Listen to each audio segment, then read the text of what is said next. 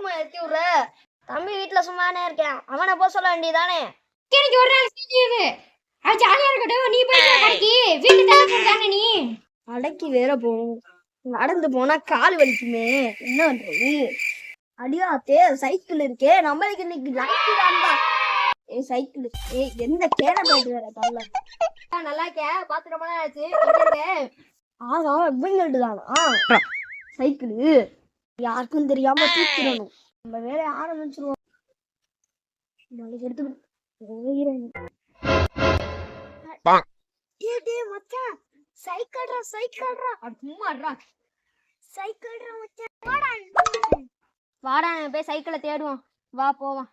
Cycle கையில கடிச்சேன், அவனை வெட்டி காக்காவு காய போ. அப்பா இந்த கேன பையன் தப்பிச்சாச்சு.